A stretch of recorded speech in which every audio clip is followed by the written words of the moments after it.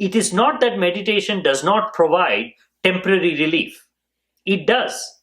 Just sit for 10 minutes, things will begin to settle. But it isn't enough for this settling to continue, because after those 10 minutes, you are back agitating the mind. You are back adding more things. The transformation has to happen at a much deeper level. It is not enough to simply arrange and rearrange things. Something fundamental, something physically has to change. This is why I say meditation is not intellectual. It is not mental. It is actually a physical process. Your body has to experience stillness and silence so deeply that every pore of your body should get filled with silence and stillness. You should become intoxicated by your own presence. As of now, you are there and your body is there, but there's no connection. It's like there is sugar syrup and there is something that is non-sweet. Two very different things. You know you want both, but you can't just eat the sugar syrup because it is too much sugar. It'll kill you. You cannot just eat this thing which is non-sweet because it is not tasty. Your pure self is too much of bliss. If you were to experience your pure self instantaneously, your mind and body will just explode into a million pieces. You will never be able to find yourself. But the experiences of the body are bland. They're not deeply nourishing. They don't answer the fundamental questions of life. What is life? What is death? How do I go beyond all my pain and suffering? Body has no answers. What if you're able to put this bland thing inside the sugar syrup and leave it for a while? Let this thing soak in all those sugars. Then anything and everything you do with that, you take a small morsel of it, it'll be tasty. Meditation is that process. When you sit in meditation, when you practice meditation, you are basically putting the body in the sugar syrup of the now. The body gets juicier. It starts acquiring something more. That is the real solving of the problem of the body. What is the body missing? It's missing life. It's missing the juiciness of life.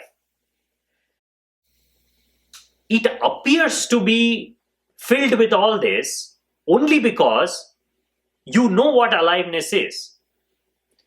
You know how to move in between the body and the self. In this movement, it feels like your body has the answers. But look at your body for what it is. Can it answer philosophical questions? Can it help you understand what life is in its entirety? Just the way it is? No, just the way the body is, it is only interested in basic biological processes. When it's hungry, it wants to eat. When it is tired, it wants to rest. It wants to reproduce, it wants to live, it wants to die. That's about it. The problem is, you have deeper questions. You have existential questions. A man is walking in the park when he comes across a man playing chess against a dog. Amazed, he watches the game in awe. When the dog wins, the man exclaims to the dog's owner, "That's the smartest dog I've ever seen." The dog's owner shakes his head and says, "Now, he's not so smart. I've beaten him 3 games out of 5. We have our own ways of looking at things. We miss the most obvious. This dog should not even be playing chess.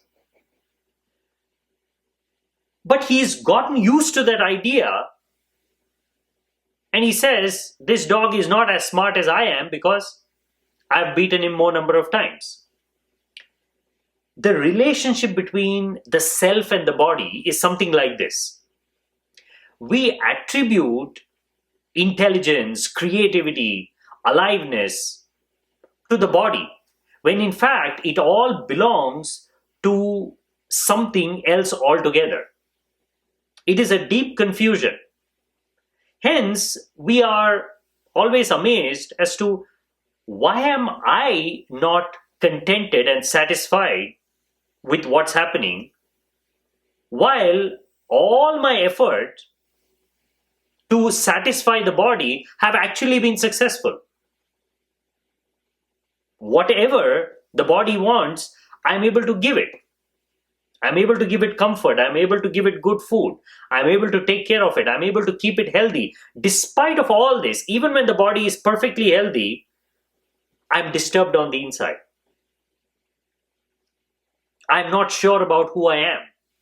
I'm struggling with my identity. I don't know where I belong. And I put all these frustrations onto the world and say, I'm experiencing all these things because things are not going my way.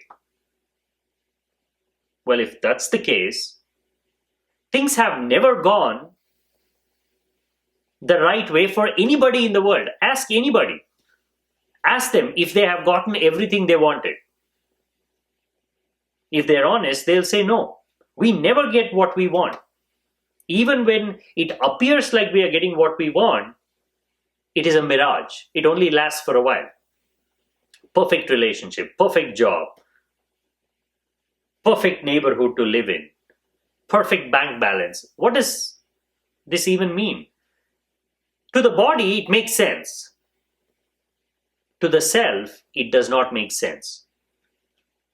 But you cannot discard the body because that is your experiential dimension. That is what you have identified with. In this life, your body is your reality. You cannot throw away your body and just jump into this ocean of consciousness. If it was possible, all of us would have done it. What's the other solution? The solution is to take the body and soak it in the sugar syrup of the now. The now is deep. It is juicy. It has all the answers to your questions. It is sweet, like pure nectar. Too sweet sometimes. The way we are, we cannot taste the sweetness of the now directly. We look for it indirectly.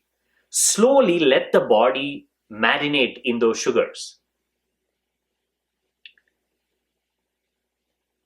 What happens after you have introduced the body to the now? What happens to all the mental agitation? What happens to the imaginary problems? Fear of death, fear of uncertainty, fear of failure. Because everything can be traced back to the body. Now you understand what the body is. Oh, the body is not just physical. It is an expression of the self. Body will never be perfect. It will never be complete. But because it comes from the same source, now I'm in touch with that source. I can settle with that. When the desires of the body are not satisfied, the desires of the mind are not satisfied, you can experience it as a mild disappointment. But it never uproots you completely from the experience of the now, because that's your practice. Can meditation solve physical problems? Yes, but more importantly, it can renew your understanding of the body, renew your understanding of the mind.